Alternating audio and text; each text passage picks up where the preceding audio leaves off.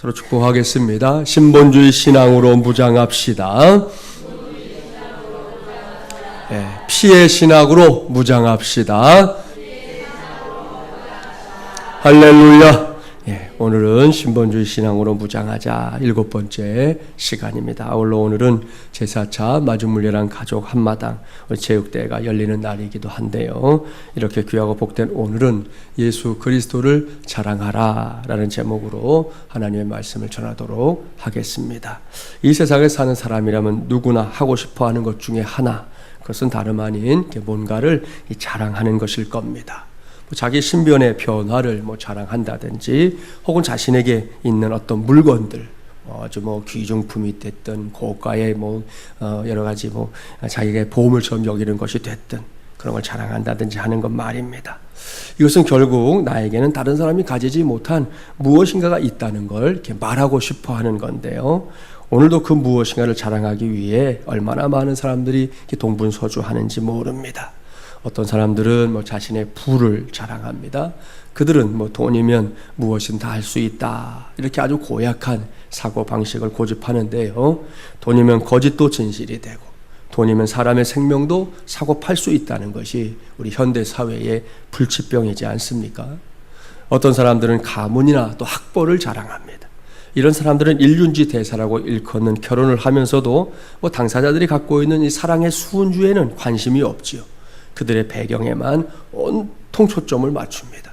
그러다 보니 엄청난 액수의 수수료를 받고 그 가문과 학벌에 맞춰가며 이 중매를 해주는 신종 매파들도 있습니다. 이러한 행태들이 혹 그들에게는 자랑거리인지 몰라도 평범한 인생을 사는 사람들에게는 분명히 속 거북한 일입니다. 이외에도 권력이나 명예를, 혹은 자녀들의 출세나 성공을 제일 큰 자랑거리로 아는 사람들도 많습니다. 그들은 언제나 어디서나 이런 것들 자랑하지 못해 안달하고 있는 것이 현실이지요. 어느 날 세 아주머니가 한자리에 앉아서 대화를 나누고 있었습니다. 첫 번째 아주머니, 먼저 자기 남편 자랑을 늘어놓습니다. 우리 남편은 이 공장의 감독관인데 그 밑에 10명이 있답니다. 그런 남편이 일하는 모습을 보면 너무나 뿌듯해요. 그러니까 두 번째 아주머니, 지지 않고 말합니다. 그래요? 우리 남편은 군인인데요, 그 밑에 100명이나 있어요. 대화가 여기까지 이르자 세 번째 아주머니, 아주 가소롭다는 듯이 이렇게 말했습니다. 나 참, 그래요. 뭘 그 정도를 가지고. 우리 남편 발밑에는 내가 알기로는 적어도 5,000명은 있어요. 이 말을 들은 두 아주머니가 깜짝 놀랐죠. 너무 놀란 두 아주머니가 묻습니다. 그렇게 많은 사람들을 거느린다고요? 아니, 도대체 자기의 남편은 무슨 일을 합니까? 그러자 세 번째 아주머니가 태연하게 말합니다. 우리 남편이요, 공동묘지에서 잔디 깎는 일 합니다. 그랬다는 거죠. 여러분, 참 기가 막힐 일이죠. 그런데요, 이게 사람이라는 거예요.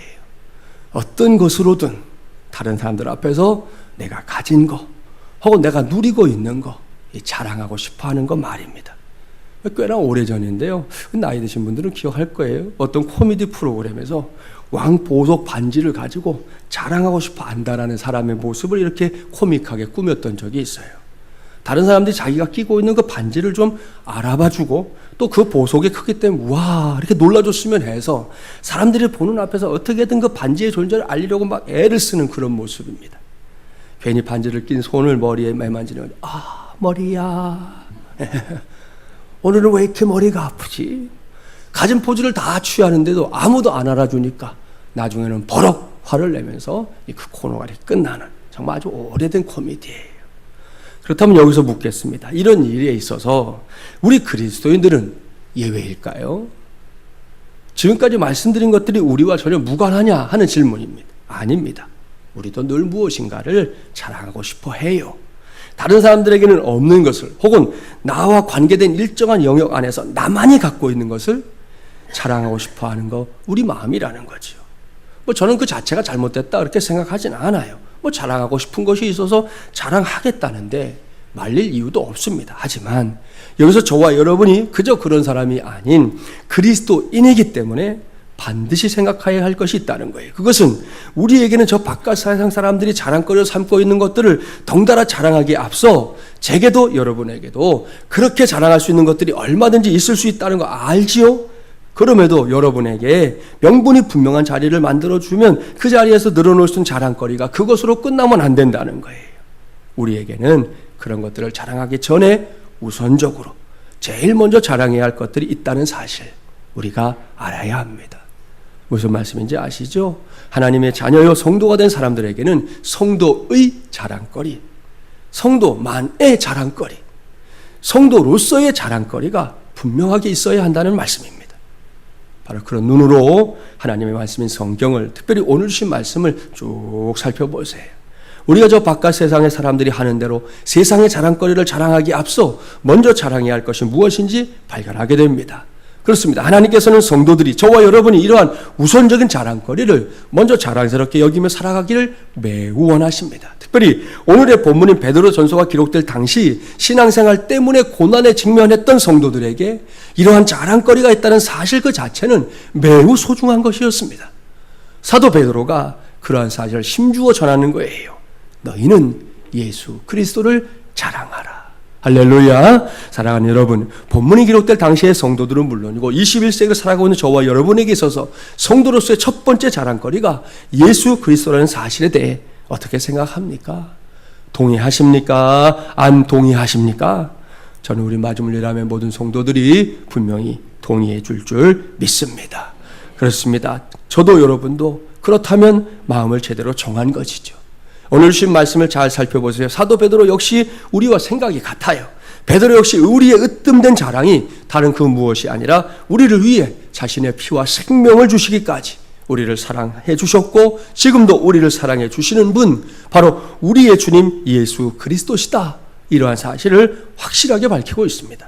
본문 18절 19절 함께 봉독해 볼까요? 너희가 알거니와 너희 조상이 물려준 헛된 행실에서 대속함을 받은 것은 은이나 금같이 없어질 것으로 된 것이 아니요 오직 흠없고 점없는 어린 양 같은 그리스도의 보배로운 피로 된 것이니라. 아멘. 이 말씀을 관심을 기울여가며 살펴보세요. 사람이 한 번뿐인 인생을 살아가면서 누군가의 사랑을 받으며 산다는 거 얼마나 중요한 문제인지 몰라요. 언젠가 물은 답을 알고 있다라는 책을 여러분에게 소개했던 적이 있었는데요. 이 책의 핵심, 우리 몸의 이 70%를 이루고 있는 물이 축복된 말과 악한 말에 적극적으로 반응한다. 그런 사실이었습니다. 이 축복된 말을 들은 물, 너무나 아름답고 황홀한 이 결정체로 변화된다는 거 아닙니까? 이 내용을 듣고 나서 매우 즉각적으로 자기 자신에게 적용한 사람들이 있었습니다. 그때 제 눈으로 또 봤는데 컵에 물을 받아서 마시기 전에 이렇게 말하더라고요. 물아, 물아 고마워, 사랑해. 오늘도 아주 좋은 물, 예쁜 물이 돼서 내 목에 들어가거들랑 성대를 잘 만져줘. 좋은 소리 나게 해줘. 물아 부탁해. 이렇게 했으니 뭐 물이 닭살이 돋았는지 잘 모르겠지만 아무튼 그렇다 해도 고약한 소리, 나쁜 소리, 신경질 부리는 소리, 남의 흉이나 보는 소리, 악한 의도를 갖고 수군거리는 소리 등등을 들을 때와는 차원이 다른 예쁜 결정체가 그 컵 안에 있는 물의 결정체가 되었을 것이다. 분명히 믿습니다. 보십시오. 물도 사랑해 주면 달라진다니까요. 물뿐이 아니죠. 식물들도 그냥 키우지 않고 이게 사랑해 주면서 키우면 그렇지 못한 식물보다 더 잘 자란다. 그러지 않습니까? 그렇다면 만물의 영장인 사람이야말로 무슨 말이 더 필요하겠습니까? 그렇습니다. 사람들이 사는 곳에는 늘 사랑이 필요합니다. 부모와 자식 간에는 물론이고 친구와 혈연 간에도 다 사랑이 필요합니다. 하지만 이런 사랑들이 아무리 크다 한들 제대로 된 정신을 가지고 상대방을 대신하여 자신의 피를 흘려주고 생명을 내던져줄 만큼 큰 사랑을 보기란 분명히 어렵습니다. 더군다나 타인이 저지른 죄의 대가를 내가 대신 치르면서까지 그렇게 하기란 더더욱 어려운 것이죠. 이것이 엄연한 현실이기 때문에 사도 베드로는 여기서 우리의 말로는 더 이상 표현할 수 없을 만큼 위대한 사랑으로, 큰 사랑으로 우리를 사랑해 주신 분이 있다. 단호하게 외치고 있습니다. 지난주일 피의 신학이라는 제목으로 말씀을 전할 때 분명히 말씀드렸죠. 아무런 흠도 없고 점도 없는 어린 양 같은 예수 그리스도께서 우리 모두를 위해 보배로운 피를 아낌없이 흘려주셨다. 이렇게 외치고 있습니다. 여기서 보배롭다라는 말은 아주 높은 고액의 가치를 뜻합니다. 엄청나게 비싼 대가라는 말씀이죠. 생각해 보세요. 죄인된 인류를 대신해서 흘리신 무죄하신 분의 피가 아닙니까? 허물과 죄로 반드시 죽어야 했던 우리를 대신한 하나님의 독생자의 피입니다. 그렇습니다. 2000년 전 저 유대 땅 골고다 언덕 위에 세워졌던 십자가, 그 십자가의 기둥을 타고 흘러내렸던 그 피는 분명히 보통 사람의 피가 아니었습니다. 이 세상에 있는 그 무엇으로도, 세상에 존재하는 모든 것으로도 결코 치를 수 없는 인류의 죄값을 완벽하게 해결한 가장 보배로운 피였음을 믿습니다. 본문 18절 말씀이 이를 증거하는 거지요. 여기서 대속이라는 단어에 주목하십시오. 이것은 죄를 씻어주셨다는 뜻의 대속입니다. 헬라어 성경을 읽어보면 이 대속을 뜻하는 세 가지 동사가 있어요. 첫 번째는 아고라조입니다. 이것은 본래 시장에 들어간다 이런 뜻이에요. 그렇다면 시장에 들어가는 것하고 이 대속하는 것이 무슨 관계가 있을까요? 이것은 분명히 관계가 있어요. 당시에 사람들이 시장을 찾아가는 제일 큰 이유, 그것은 노예를 사기 위해서였습니다. 옛날 로마 시대에 노예가 무척이나 많았잖아요. 사도 베드로가 살던 시기만 해도 약 5천만 명의 노예, 거의 우리나라 인구만큼의 노예가 있었다, 이렇게 전해집니다. 결코 적은 숫자가 아니에요. 본문이 기록될 당시에 이렇게 엄청난 숫자의 노예가 인간 이하의 취급을 받으면서 시장에서 물건처럼 매매되고 있었습니다. 그들은 아주 잔인한 고문과 학대에 시달려야만 했습니다. 그러니 이런 노예들이 자유를 얻게 된다면 그것은 그야말로 대단한 사건이었던 것이죠. 그런데 노예들을 자유케 하고 싶은 열망을 가진 사람이 이를 위해 제일 먼저 할 일이 뭐냐는 거예요. 시장을 찾아가야지요. 그래야 그 일을 할 수 있지 않습니까? 노예들이 매매되고 있는 그 끔찍한 현장에 직접 찾아가야만 했다는 말입니다. 이것이 바로 아고라조입니다. 두 번째 단어는 엑사고라조라는 말인데요. 이것은 일정한 대가를 지불하고 나서 노예를 노예 시장에서 끌어낸다, 이런 뜻입니다. 그 참혹하고 저주스러운 현장에서 노예를 데리고 나온다는 거예요. 이것만으로도 노예는 자신을 그 끔찍한 시장에서 대가를 치르고 나와준 주인님에게 감사할 수밖에 없는 것이죠. 이것이 엑사고라조입니다. 이 두 단어 모두 의미심장하지요. 그런데 오늘 주신 말씀에 등장하는 단어는 이 두 단어가 아니에요. 세 번째 단어가 사용되는데 그것은 리투로라고 하는 단어입니다. 이 단어의 뜻이 뭐냐? 이미 비싼 값을 치르고 노예를 사온 새 주인이 그 노예에게 자유를 선언하는 것이에요. 주인이 죽을 고생을 하고 있어도 노예를 사가지고 집으로 데리고 와요. 그리고는 그에게 말합니다. 너는 더 이상 노예로 살지 않아도 된다. 내가 너에게 자유를 주마. 세상 나가서 마음껏 살아라 하고 놓아주는 거예요. 이제부터는 노예 신분이 아니라는 거죠. 가라는 거예요. 이제부터는 자연히 어디든지 네가 원하는 대로 가서 사람답게 살라는 거예요. 이 완전한 자유입니다. 혹 그 후에 주인이 기분이 상했다고 해서 자유를 얻었던 노예가 다시 노예로 돌아가는 법은 없습니다. 이것이 리투로입니다. 오늘 본문이 말씀하고 있는, 강조하고 있는 대속이 바로 이것이에요. 사랑하는 마주물려란 가족 여러분, 이것은 결코 우연한 일이 아닙니다. 이것은 목적을 두고 행한 일입니다. 애초부터 의도된 것이라는 말씀이에요. 뭔가 이렇게 하다가 그런 사람 있죠. 열심히 하다가 갑자기 획가닥해서 다른 일 하는 사람 있잖아요. 그런 거 아니에요. 애초부터 철두철미하게 계획된 것입니다. 다른 것도 아니고 피 흘리는 것이 철저하게 계획되었던 것이라는 말씀이에요.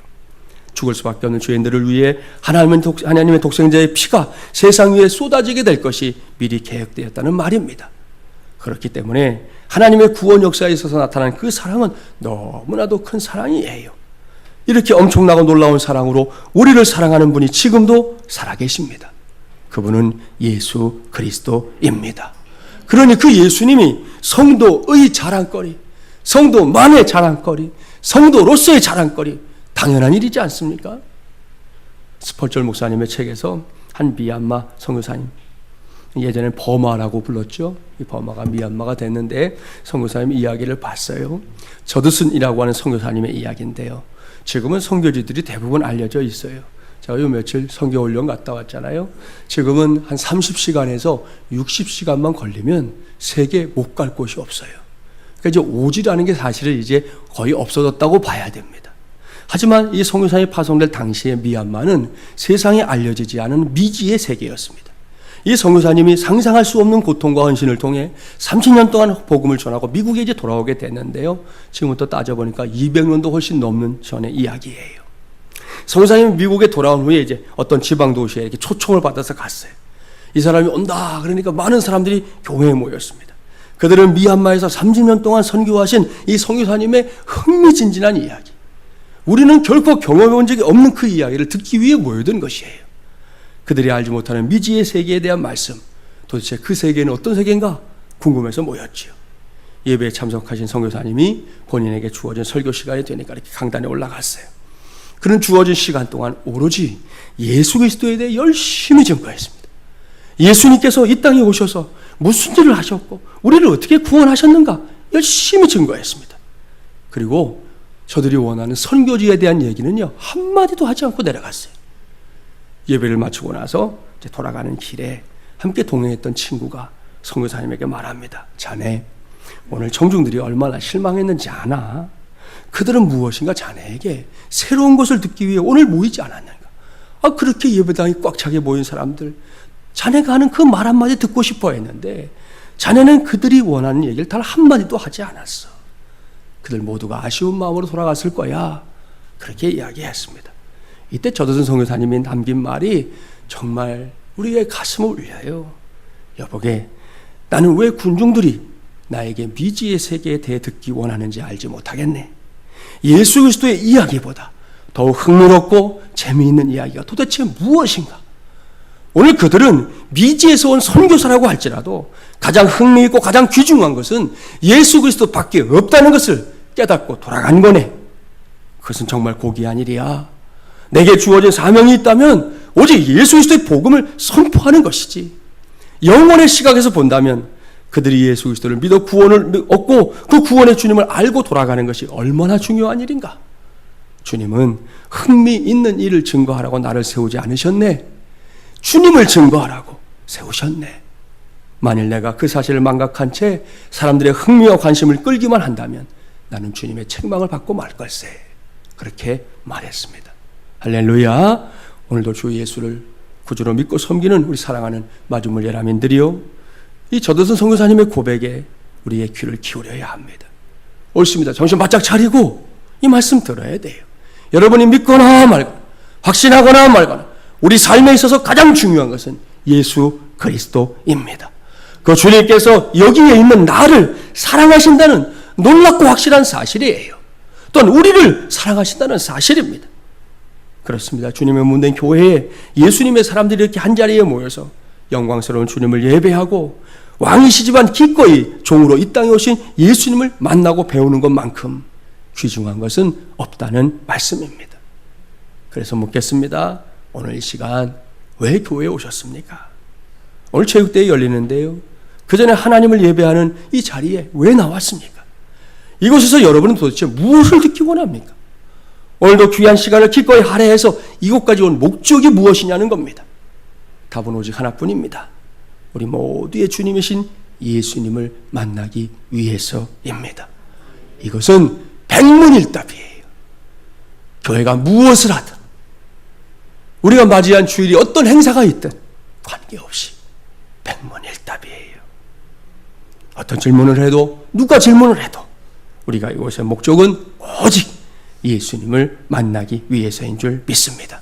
왜? 영광의 주님, 생명의 주님, 그 주님을 만나고 그 주님에 대해 듣고 배우는 것만큼 귀한 것이 이 세상에 없기 때문입니다. 따라서 우리 모두는 성경 어디를 펼치든지 간에 반드시 예수 그리스도를 만나야 할 줄 믿습니다. 이런 성경 통독이 구약 성경을 지나가고 있는 중이지요. 그 말씀 속에서도 예수님을 만날 수 있어요. 또한 매주일 예배당에 와서 말씀 들을 때마다 영광스러운 예수님 만나야 할 줄 믿습니다. 아울러 예수님 배워야 돼요. 예수님의 뜻이 무엇인지 살펴야 하고요, 예수님의 기쁨 되어야 합니다. 그런 다음에는 예수님을 저 바깥 세상에 나가서 자랑하고 또 자랑해야 합니다. 이것이 오늘 우리가 이곳에 모여있는 진짜 이유입니다. 따라서 오늘처럼 이렇게 시간을 내고 마음을 내어 성수주일하며 주일에 교회에 찾아와서 하나님을 예배하는 사람들이 이곳에서 예수님을 만나지 못하고 예수님에 대해 배우지 못한 채 이 자리를 떠난다면 그건 참 슬픈 일이에요. 사랑하는 여러분, 꼭 기억합시다. 예수님을 자랑하는 교회와 성도가 됩시다. 예수님의 이야기로 가득 찬 공동체와 성도의 고백, 예수님의 이야기로 가득 찬 우리의 만남, 예수님의 이야기로 가득 찬 우리의 교제, 오늘 열리는 체육대회 역시 우리보다는 예수님의 이야기로 가득 채워져야 할 줄 믿습니다. 이것이 오늘 우리가 붙잡아야 할 신본주의 신앙이에요. 저와 여러분의 신앙이 이러한 신앙의 자리에까지 나아가게 될 때 우리 교회는 예수 그리스도께서 머물러 서시는 교회, 예수님을 만나기 위해 사람들이 모이는 교회가 될 줄 믿습니다. 그렇습니다. 오늘도 내일도 아니 우리의 인생이 다가도록 예수님 자랑하며 살기 바랍니다. 여기서 잠깐 생각해 보세요. 보배로운 피를 흘려주셨던 2000년 전에는 물론이고 오늘도 살아서 우리를 지극히 사랑하시는 예수 그리스도를 자랑하지 않고 과연 누구를, 과연 무엇을 자랑하려 하십니까? 그래서 당부하는 겁니다. 예수 그리스도를 자랑하는 성도들이 됩시다. 예수님부터 자랑하는 마중물 열람 교회가 되게 합시다. 예나 지금이나 이렇게 사는 사람들이 누리게 될 놀랍고 위대한 복이 있어요. 본문 21절 말씀 함께 공독해 봅니다. 21절입니다. 너희는 그를 죽은 자 가운데서 살리시고 영광을 주신 하나님을 그리스도로 말미암아 믿는 자니 너희 믿음과 소망이 하나님께 있게 하셨느니라. 아멘. 할렐루야. 사랑하는 마중을 예난 가요 여러분, 이 말씀에 기록된 복이 무엇입니까? 그것은 예수 그리스도를 자랑하며 사는 사람들에게 든든한 백이 있다는 사실이에요. 그렇습니다. 저와 여러분에게는 단지 우리의 믿음만이 아니라 장차 있게 될 소망까지 맡아주시는 제1의 백, 최고의 백이 있습니다. 그 백은 전능하신 하나님, 위대하신 하나님, 창조주 하나님이십니다. 여러분 얼마나 든든합니까? 얼마나 놀라운 일입니까? 이 놀라운 은혜와 복이 자신의 모든 것을 우리를 사랑하신 예수 그리스도를 자랑하며 사는 모든 사람들에게 주어지게 될 것이다. 본문은 약속하고 있습니다. 이것이 오늘 우리가 붙잡을 신본주의 신앙이라는 거 꼭 기억하십시오. 더불어 이 말씀을 확실하게 붙잡고 지금까지도 그렇게 했겠지만 오늘 이후에는 더더욱 예수 그리스도를 최고의 자랑거리로 삼는 저와 여러분 되기를, 그래서 하나님께서 그에 합당하게 부어주신 은혜와 복도 우리 모두의 것이 되기를 주님의 이름으로 간절히 축원합니다.